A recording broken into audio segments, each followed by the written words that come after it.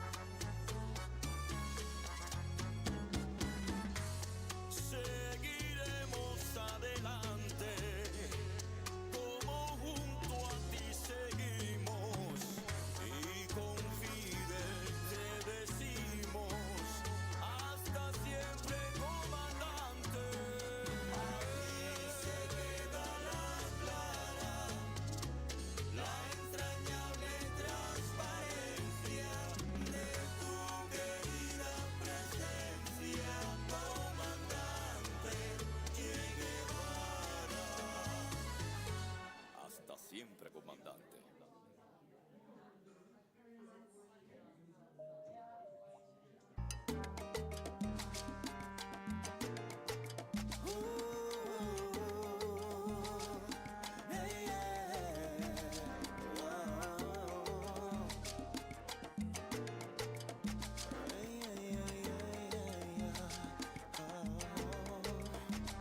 Hay una flor un día en el camino que apareció marchita y deshojada, casi pálida, ahogada en un suspiro.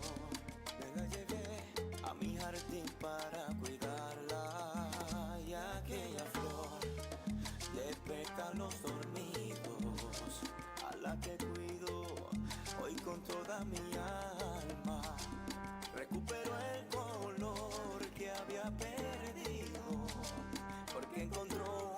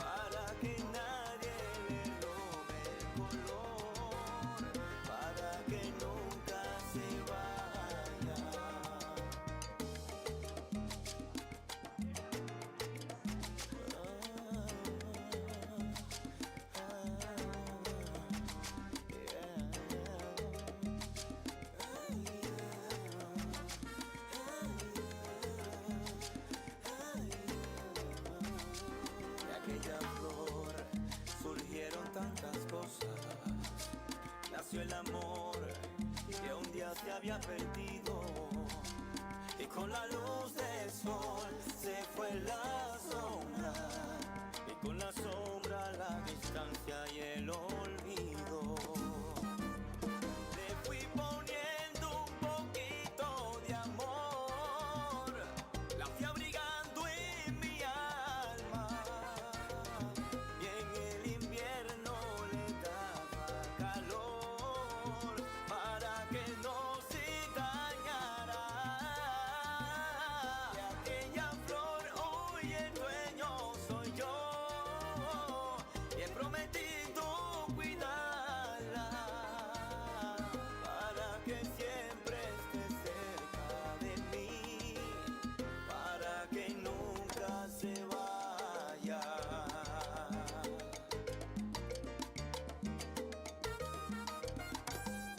Para que nunca se vaya. Para que nunca se vaya. Para que nunca se vaya. Para que nunca se vaya.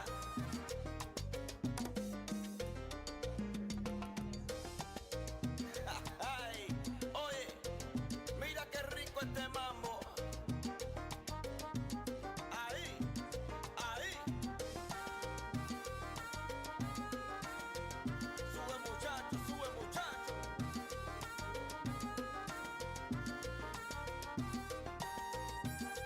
Mira cómo suenan los metales.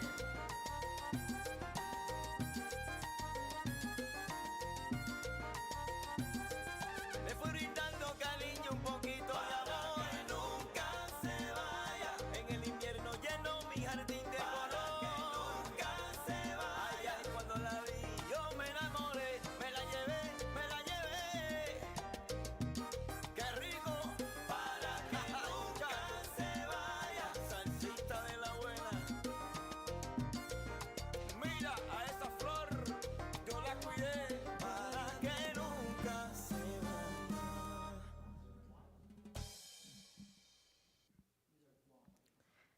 Well, thank you everyone for coming. We're just gonna check that the live stream is also going. Okay, perfect. Welcome to those online. I'm not sure if anyone's watching live, but we had a few requests for people who couldn't make it in person, so we thought we'd do this. Welcome to our second dessert party talk. And the first one was about sort of what's a Presbyterian. Today, we're going to learn about Presbyterians and Reformed Christians in Cuba. And then next month, it is about the Presbyterian Church in Taiwan. But before we begin, I do want to open with prayer. And the prayer I'm going to use is a translated Spanish prayer from the Reformed Church in Cuba.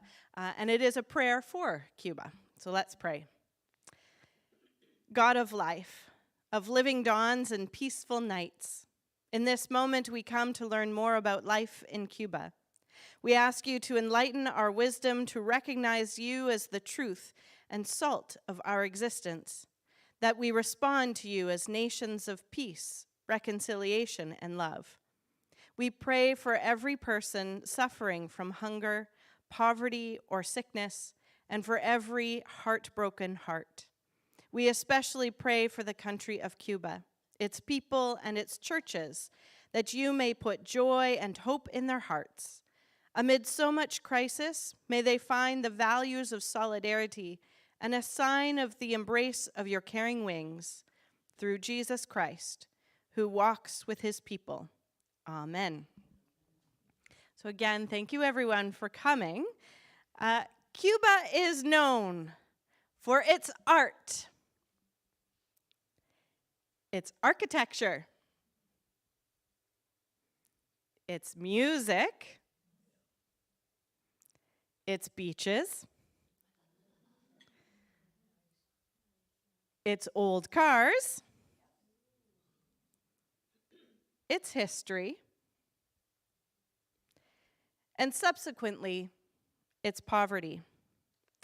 But Cuban Christians who endure a great amount of poverty themselves are coming up with creative ways to respond to the great needs of the people. So Mike and I visited Cuba with Presbyterian College at McGill University this past January. And this is a course that seminary students are expected to take at some point during their studies. This meant that there was reading, like course reading, a lot of reading of Jose Marti. It also meant that we worked with the students and learned with them, sat through lectures and learned what they were learning and reflected with them, led devotions with them every day. It also meant that it wasn't your typical trip to Cuba for Canadians. We did not stay in a resort, and we were there on a religious visa rather than a tourist one. The Presbyterian Church in Canada has a partnership with the Presbyterian Church in Cuba, particularly with the Ecumenical Seminary in Matanzas. The Seminario Evangelico de Teologia in Matanzas was started in 1946 by Cuban Presbyterians, Episcopalians, or Anglicans, and Quakers. And the seminary now has 14 different programs, including a Master's of Divinity, Theology, Christian Education, Philosophy, Interfaith Dialogue, and even a Master's of Liturgy. There are both degree programs, like all those master's programs I just listed, as well as diploma programs for lay leadership. And the seminary is situated on a hilltop above the city of Matanzas. And this next slide is a video, a 360 video of the front of the seminary. Now, if you get dizzy easily, you maybe want to look away because it's literally me just walking around in a circle, but we'll give it a go. That's the front of the seminary.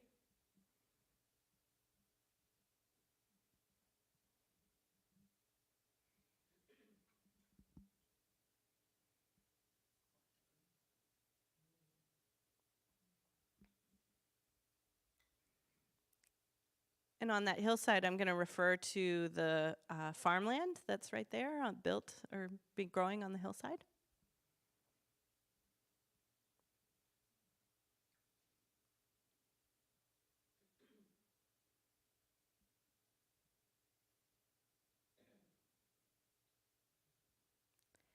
Matanzas has 3 rivers that enter the Atlantic Ocean from it. So that's one of the rivers there. And the city, you can see the spires of one of the churches. That's the city of Matanzas.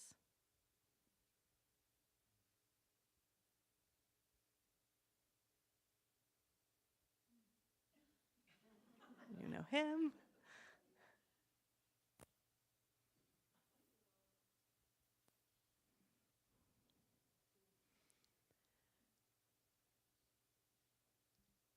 So there you go. As you can see, it's quite beautiful, very lush. In January, it's sort of the rainy season, in that it rains very lightly and very lovely, very tropically, fairly often, but not torrential downpours. Okay, yeah, now we have to do it, because we played a video, there's a little trick that we have to do there. Okay, perfect. Now, some of the students live in residence at the seminary, while others live in the area or participate online. And here we have some of the residential students with some of the students who were on our trip or came from Montreal from the McGill University with us. And when we were there, we stayed in the student residences. So I wasn't kidding when I said it's not really like a resort. But it was quite comfortable. The bathroom is sort of over here. But that was our room. That was our air conditioning. And our room was sort of, was it on the second floor? Second floor, right? Yeah, just in that hallway there. Yeah. But the seminary is not only a training center for future leaders in the church. For example, During the pandemic, when the hospital down the road was overloaded with patients, they converted these residence rooms into rooms for all the pediatric patients and their families, including having the doctors live on site that were looking after the children as well. So pretty impressive that they just switched over to providing a space for the community.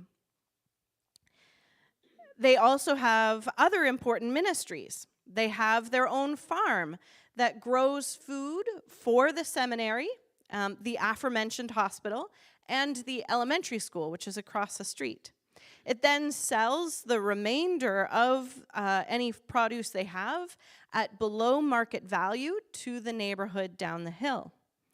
They also have a treated water tap for the immediate neighborhood. Water in Cuba is generally not treated, but many churches throughout Canada and the US have helped to establish treated taps.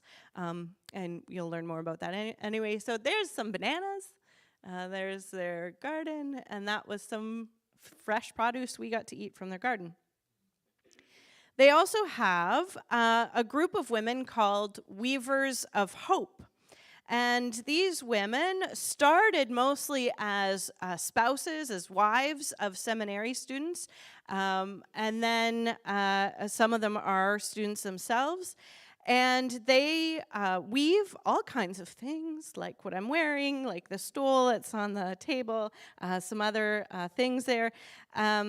And they make it a fundraiser for the seminary so that students and their families can attend at an affordable cost.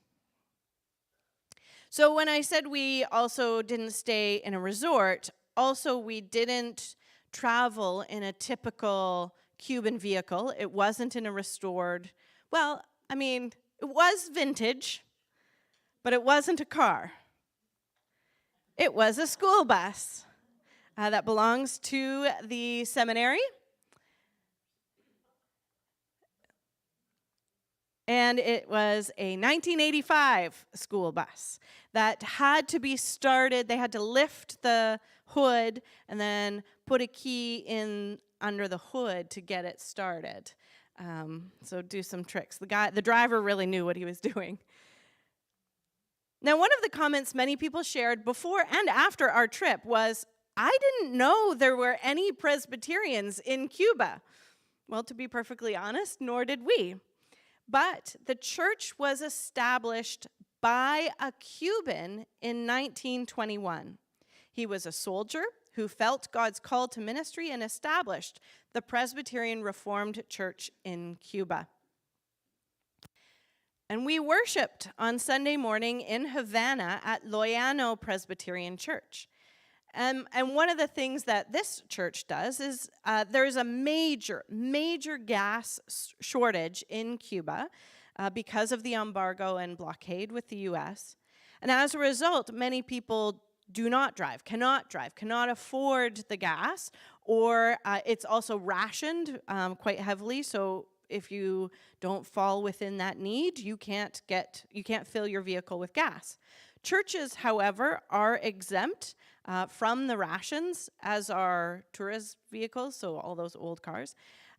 So this church has a bus, and the bus goes around and picks up people for church, and brings them to church. But also throughout the week, it is used to drive people around to their various appointments. And the Reverend Daniel Izquierdo, the pastor at Loyano Church, gave us a lecture on reconciliation, something that is very important to Cubans as they deal with so many expats and U.S. relations. And I was struck by some of the words that he said, like, in Cuba, we have a moral duty as Christians to talk about reconciliation because God calls us to be collaborators in reconciliation. Now, what's interesting is that even in Cuba, discussions about reconciliation with the indigenous people, the settler history, and now the expats is a contentious conversation, but he wants to bring it up to the forefront. The Cuban Council of Churches was another important stop. This was also in Havana. And they also have a water treatment program, and that's what you see there.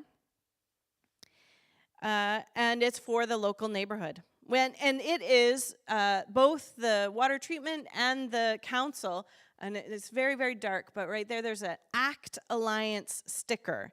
And the ACT Alliance is an international partner of the Presbyterian Church in Canada. For example, in Gaza, our relationship is with ACT Alliance, as it is here in Cuba. At the council offices, we met with Dr. Renario Arce and Dr. Patricia Arce. Now, Renario, that's him there, has a doctorate in the faith of Jose Marti. Now, Jose Marti is the patron poet of Cuba. And Jose Marti said things like, "It is possible to cultivate the white rose, even for the cruel one who wants to rip our hearts out." So what does that mean? It means, that the white rose is the national flower of Cuba, and it is a symbol of love, and it is easy to cultivate a rose for a friend. But we must also cultivate roses for enemies, not cacti. And then Dr. Patricia is a renowned psychologist in Cuba. In fact, she was the psychologist to Elian Gonzalez's family when he was the family in Cuba, when he was famously found on a raft near Florida. And she spoke about how the Cuban family structure has broken down since the pandemic and since mass migration, which I'll talk about in a minute. Oh yeah, I should say that's Jose Marti. There are sculptures or busts of Jose Marti everywhere. Now, one of the things that they repeated, both Renario and Patricia repeated to us was, when you go home back to Canada, please tell people of your experience with the people of Cuba. Things have been bad for us before, but never this bad. It's worse than during the special period, which is the time that they just call when the collapse of the Soviet Union occurred and they were all of a sudden financially not supported. It is worse now in Cuba than it was then. And this is something that really jumped out at me. Cubans are experiencing the worst level of poverty they've ever experienced. And it is a combination of a whole bunch of things, including low tourism due to COVID, harsher sanctions by the US since Trump, and mass migration by the middle-aged. Over 400,000 people over the past 2 years have left Cuba, and most of them are young professionals. And this is in part because the US, in an attempt to break down Cuba's economic system, provide landed Cubans with all the rights of a permanent resident, no questions asked the minute they step onto American soil. And yet, the faith communities, despite their own issues with poverty, are responding in very creative ways. At the Martin Luther King Jr. Center, which is run by a Baptist church, they, quote, want to provide a prophetic voice to the community by being a support to the Black neighborhood around them. And they've done very, very practical things, like installed streetlights around the neighborhood. And they've opened up a vocational training center. And one thing the speaker said to us was, we share what we have, even though we do not have enough. Then Central Presbyterian Church in Matanzas has also responded in an incredible way. They have a treated water tap that is open to the community every day from 4 to 6 p.m. But also, one of the challenges for many Cubans is that parents, that middle-aged group, have left their children in the care of the grandparents while they seek work abroad. So there are many seniors caring for young children. So the church decided to respond to that need and started a children's program entitled Tree of Life, or Arblo de Vida. It is predominantly a music and drama and arts program for children with all kinds of abilities or disabilities, and they are able to come and learn confidence and compassion while also putting together a play. They also have a meal program for low-income seniors. Again, this is a result of the mass migration. Seniors who normally would be looked after by their children, but their children have moved away. So the church delivers meals once a week to these seniors. And then just on a random thing, to further this Canadian connection, this is the Reverend Beatty, and she's there. This is our whole group, with Reverend Beatty and her husband and two of the staff people there.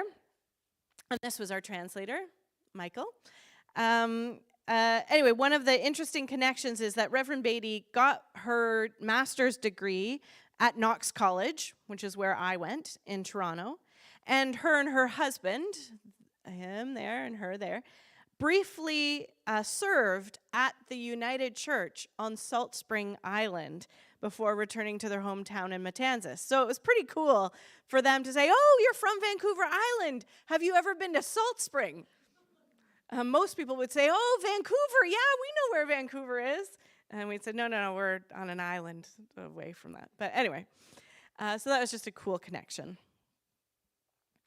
And another church ministry that was really incredible to learn about was the Kairos Center. Now, the word Kairos means God's timing. And the center opened during the special period because they thought it was God's timing to respond to this great need.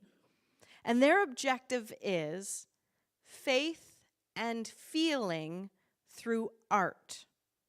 So they are a church that has an arts school incorporated into their ministry.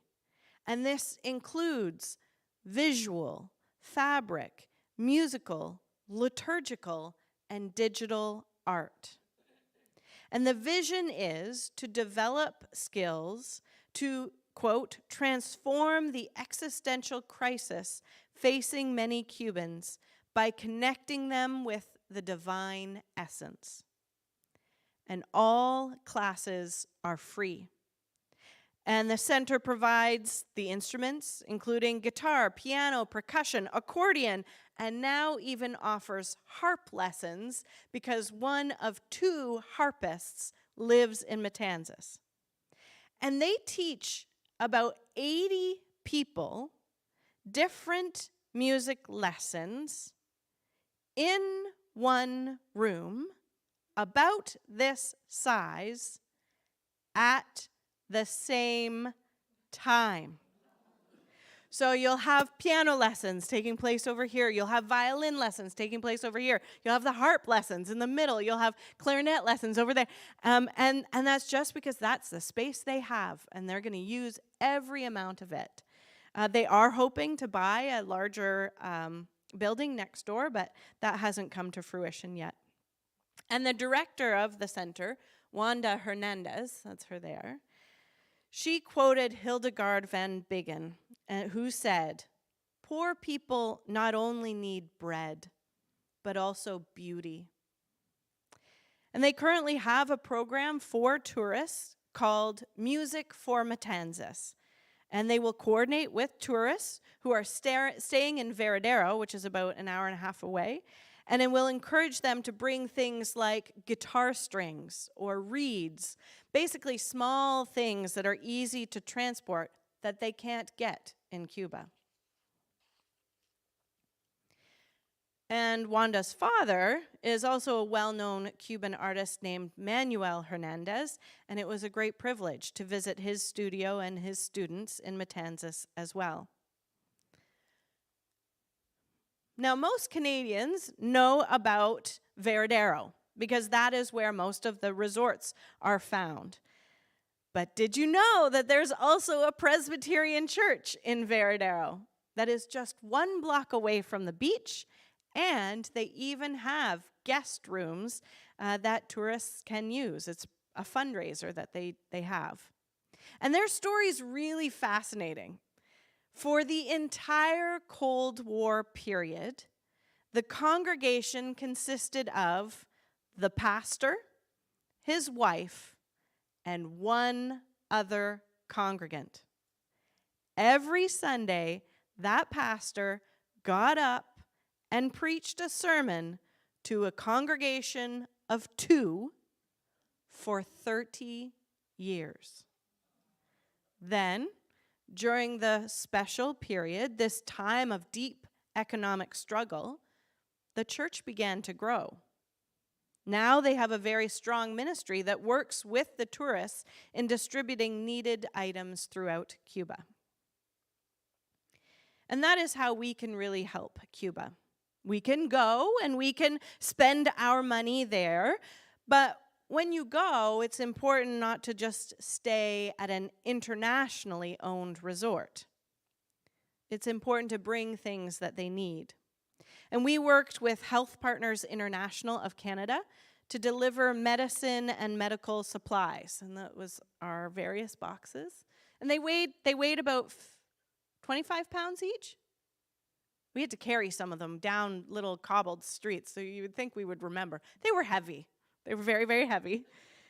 And one of the interesting things was that when we were dropping them off at certain places with partnerships with doctors, many times the doctor said, "Oh my goodness, you don't know how much this means to us," especially because the last time Presbyterian College had gone on this trip and brought medical supplies was January 2020. Little did they know that the needles and masks that they were bringing in those boxes would become so important just a few months later. And just a brief comment on shortages and food. First, there are shortages of everything, from shoes to toilet paper.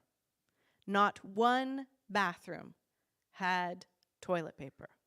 And many toilets also didn't have seats, like the tops, the one that men have to put down. It didn't have that, let alone a top. But food is also in severe short supply. Fresh food comes only from what is grown, and not everyone has a garden to grow their own food.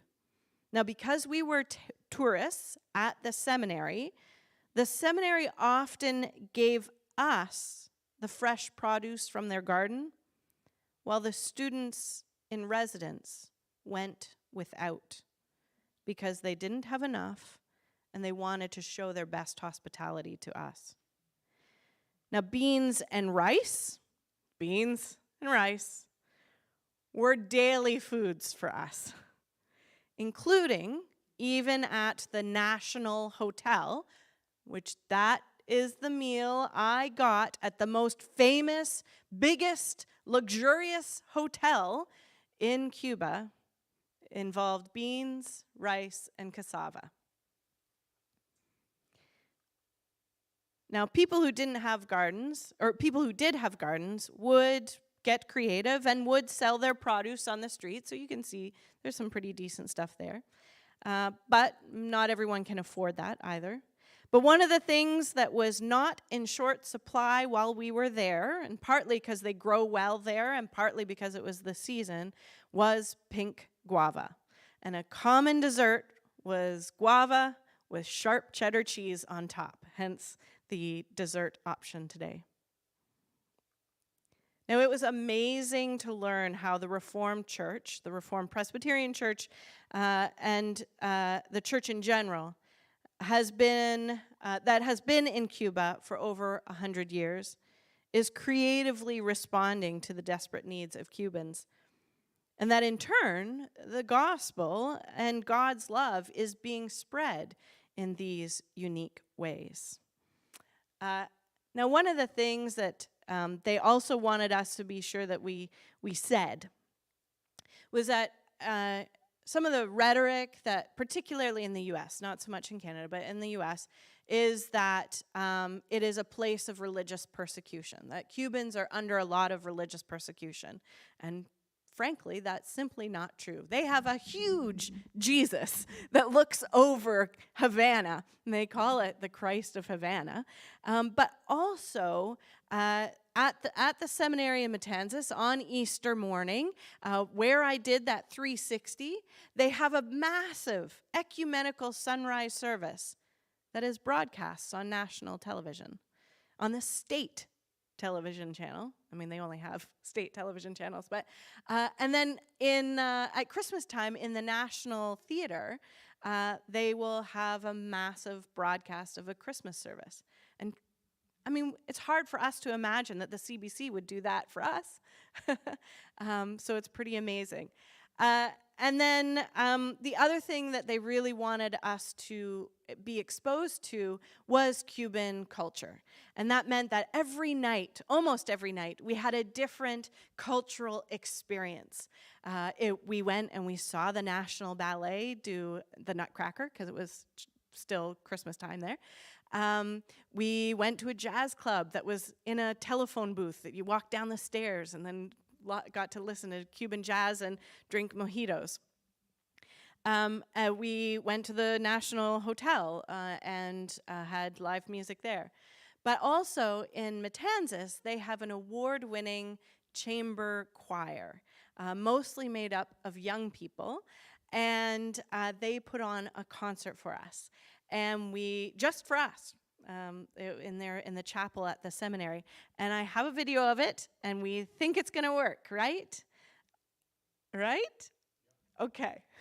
So here, this is one of their songs.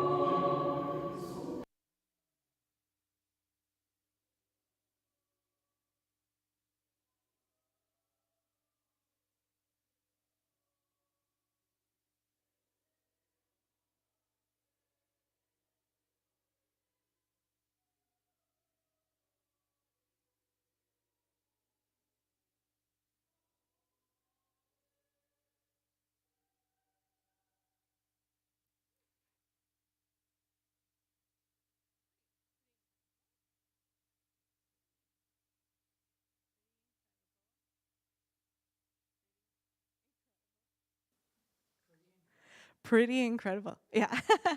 But basically the biggest takeaway was that Cubans are really suffering, are incredibly creative, and very resilient, and that there are ways in which we, even here in Canada, can help them have some hope. And so that is the presentation. Thank you, everyone, for coming. And please help yourself to some more desserts. Or actually, I guess perhaps if you have any questions, yeah, I can maybe answer them. Yes, Audrey.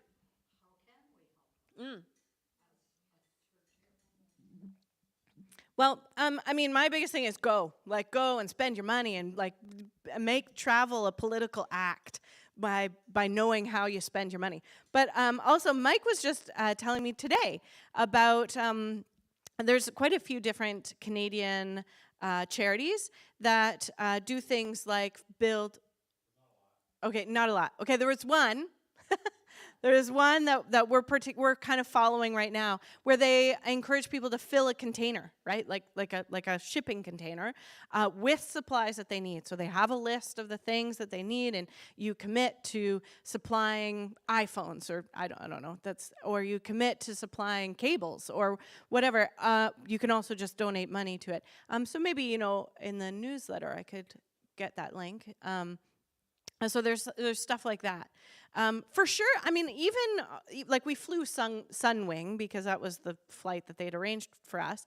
And clearly, tourists, that is part of the tourist behavior, is to pack a bunch of stuff. I mean, when we went, we were told to bring any kind of medication we think we might need, to bring it, so just Tylenol, all that stuff, gravel, things like that, because there's no way you were going to get that in Cuba.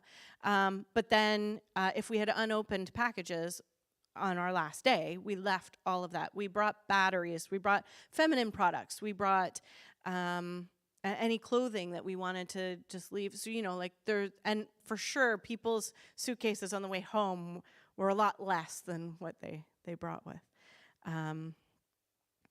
What else? Well, and, oh yeah, sure.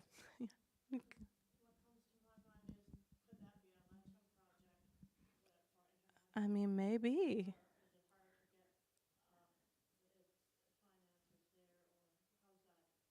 Well, yeah, I mean, that part of it is these partnerships it's really important to have the trusted source on the other side. And it appears to us that this containers for Cuba, is that what they called it?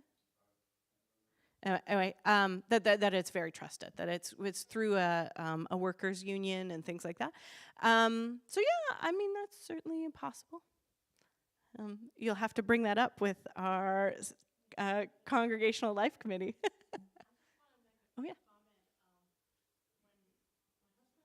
Here, do you know what? Wait. When my husband and I were living in Prague, Czechoslovakia, the Czech money wasn't any good. We left it behind when we left and would go to somewheres. And the Czech people, when they went on vacation, they were able to take their Czech money to Cuba. They all went to Cuba. So was that communist? Yeah, exactly. Yeah, exactly. So, I mean, even still in the airport now, we learned that this wasn't a holdover from the Cold War, but in the airport, things are in Spanish, English, and Russian. And we thought, oh yeah, of course, that makes sense, because they used to have a pretty strong partnership with Russia, with the Soviet Union. But it turns out that still today, a large portion of the tourists that come are Russian. I mean, you've heard in the news probably pretty recently that there was a big Russian ship that was in Cuba. And, yeah, there's reason to maybe be a little bit concerned, but being aware of how desperate the people are, any kind of partnership that they can have with an international country is a good one.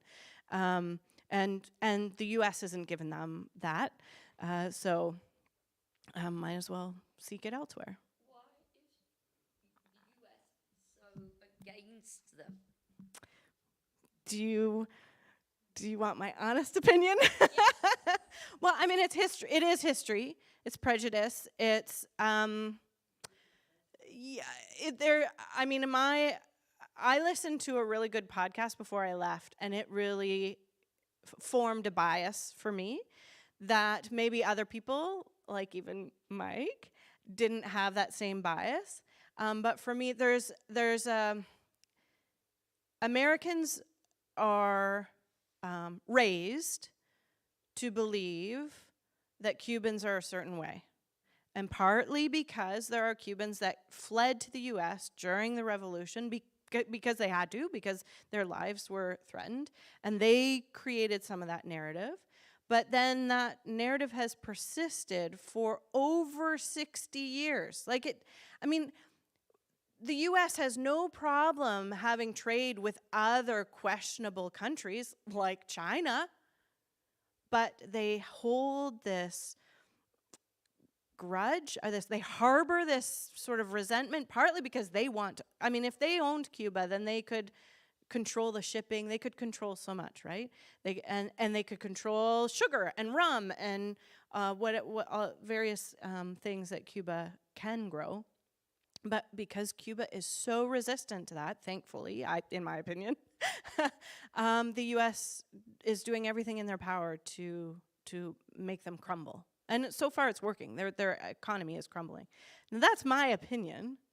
I would say that the communism there is complicated. Certainly Castro wasn't a saint. Mind you, many Cubans treat him like one. But the current president has no experience in economic or international affairs and things like that. So it's hard for him too. You should probably turn off the live stream because this is going to go on. I may not be. It's